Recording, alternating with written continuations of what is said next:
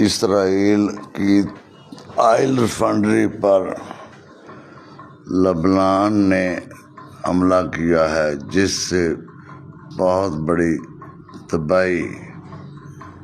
Lebanon जिंदाबाद। इंशाअल्लाह ताला ये मुकार ये यहूदी इंशाअल्लाह ताला तबाह बर्बाद होणगे। ਹੁਣ इंशाअल्लाह इस खिते ਦੇ ਵਿੱਚ ਮੁਸਲਮਾਨ ਮੁਲਕਾਂ ਦਾ ਇਹਨਾਂ ਦਾ ਸਿੱਕਾ ਚਲੇਗਾ इंशाअल्लाह। अल्लाह के फजल ਦੇ ਨਾਲ ਸਾਰੇ ਦੋਸਤ ਦੁਆ ਵੀ ਕਰੋ कि अल्लाह करे ये तबाह बर्बाद हो जाए। इसराइल जिस तरह ਦੇ ਨਾਲ ਜ਼ੁਲਮ ਕੀਤਾ ਹੈ ਮਾਸੂਮ ਬੱਚਿਆਂ ਤੇ, ਮਾਸੂਮ ਸ਼ਹਿਰੀਆਂ ਨੂੰ, ਮਾਸੂਮ ਮੁਸਲਮਾਨਾਂ ਨੂੰ ਇਹ ਸ਼ਹੀਦ ਕੀਤਾ ਹੈ। इंशाअल्लाह अल्लाह के फजल ਨਾਲ ਹੁਣ ਇਹਦੀ ਤਬਾਹੀ ਤੇ ਬਰਬਾਦੀ ਜਿਹੜੀ ਹੈ ਉਹ ਸ਼ੁਰੂ ਹੋ ਗਈ ਹੈ।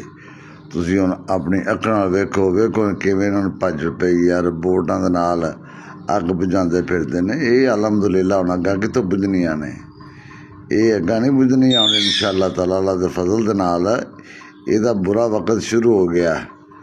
ਇਹ ਬਾਦਲ ਤੇ ਇੰਨੇ ਗੁਣ ਨਾ ਵੇਖ ਲਓ, ਸਾਰਾ ਕੰਮ ਰਿਪੋਰਟਾਂ ਨਾਲ ਹੀ ਕਰਦੇ ਨੇ ਪਏ। ਆਪਣੀ ਤੇ ਇਹਨਾਂ ਦੀ ਹਿੰਮਤ ਨਹੀਂ ਹੈਗੀ।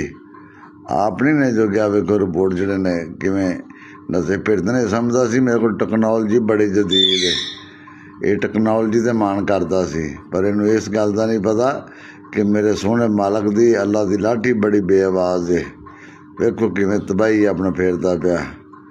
ਜੀਓ ਲਬਨਾਨ ਵਾਲੇ ਸ਼ੇਰੋ, ਜੀਓ ਲਬਨਾਨ ਵਾਲੇ ਸ਼ੇਰੋ, ਅੱਲਾ ਤੁਹਾਡੀ ਮਦਦ ਕਰੇ। ਅੱਲਾ ਪਾਕ ਤੁਹਾਨੂੰ ਫਤਹ ਨਸੀਬ ਕਰੇ इंशाअल्लाह। ਅੱਲਾ ਦੇ ਫਜ਼ਲ ਦੇ ਨਾਲ ਇਸ ਯਹੂਦੀ ਦਾ ਬੁਰਾ ਵਕਤ ਸ਼ੁਰੂ ਹੋ ਗਿਆ इंशाअल्लाह ताला। ਇਹ ਹੁਣ ਦਿਲੋਂ ਖੁਆਰ ਹੋਵੇਗਾ, ਰਸੂਆ ਹੋਵੇਗਾ। ਇਹਨੂੰ ਚਾਹੀਦਾ ਸਾਡੇ ਸਾਰੇ ਇਸਲਾਮੀ ਮੁਲਕਾਂ ਨੂੰ ਕਿ ਇਕੱਠੇ ਹੋ ਜਾਣ, ਇੱਕ ਕਰਕੇ ਇਹਦੀ ਤਬਾਹੀ ਫੇਰ ਦੇਣ, ਇਹਦੀ ਤਬੀਅਤ ਚੰਗੀ ਤਰ੍ਹਾਂ ਸੈੱਟ ਕਰਨ, ਚੰਗੀ ਇਹਦੀ ਤਬੀਅਤ ਬਣਾਉਣ। ਵੇਖੋ ਕਿਸ ਤਰ੍ਹਾਂ ਅੱਗ ਦੇ ਭਾਂਬੜ ਮੱਚ ਰਹੇ ਨੇ ਨਾ। ਇਹ ਅੱਗ ਦੇ ਭਾਂਬੜ ਨਹੀਂ, ਇਹ ਮੁਸਲਮਾਨਾਂ ਦੇ ਅੰਦਰ ਖੁਸ਼ੀ ਦਾ ਇਜ਼ਹਾਰ ਹੈ। ਜਦੋਂ ਵੇਖਦੇ ਹਾਂ ਨਾ ਜੀ ਇਸ ਤਰ੍ਹਾਂ ਦੀ ਚੀਜ਼ ਤੇ ਬੜੀ ਖੁਸ਼ੀ ਹੁੰਦੀ ਹੈ, ਦਿਲ ਖੁਸ਼ ਹੁੰਦਾ ਹੈ, ਅੰਦਰੋਂ ਬੰਦੇ ਨੂੰ ਖੁਸ਼ੀ ਹੁੰਦੀ ਹੈ। ਵੇਖੋ ਚੈੱਕ ਕਰੋ, ਜ਼ਰਾ ਚੈੱਕ ਕਰੋ ਨਾਲ ਸਾਰੇ ਦੋਸਤ ਦੁਆ ਕਰੋ ਅੱਲਾਹ ਪਾਕ ਮੁਸਲਮਾਨਾਂ ਦੇ ਆਪਣੇ ਰਹਿਮਤ ਫਰਮਾਏ। ਔਰ ਆਖਰ ਸਲਾਮ ਦਾ ਬੋਲ ਬਾਲਾ इंशाअल्लाह ताला ਬੁਲੰਦ ਹੋਣਾ ਹੀ ਹੋਣਾ ਅੱਲਾਹ ਦੇ ਹੁਕਮ ਨਾਲ। ਹੁਣ ਵੇਖੋ ਨਾ ਏਡੇ ਕੋਈ ਜਵਾਨ ਨੇ, ਏਡੇ ਕੋਈ ਦਲੇਰ ਨੇ, ਇਹਨਾਂ 'ਚ ਆਪਣੀ ਹਿੰਮਤ ਨਹੀਂ ਪਈ ਇਹ ਲਾਗੇ ਹੋ ਜਾਣ ਨਾ।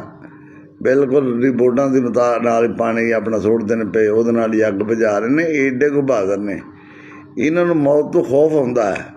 ਇਹ ਯਹੂਦੀਆਂ ਨੂੰ ਮੌਤ ਤੋਂ ਖੌਫ ਹੁੰਦਾ ਹੈ ਅਤੇ ਮੁਸਲਮਾਨ ਤੇ ਚੁੰਮ ਕੇ ਸੀਨੇ ਨਾਲ ਲਾਉਂਦਾ ਨਾ ਜੀ, ਉਹਦੇ ਸ਼ਹਾਦਤ ਦਾ ਖੁਸ਼ਕਿਸਮਤੀ ਸਮਝਦੇ ਹਾਂ ਅਸੀਂ ਵੀ ਅੱਲਾਹ ਪਾਕ ਸਾਨੂੰ ਸ਼ਹਾਦਤ ਦਿੱਤੀ ਹੈ।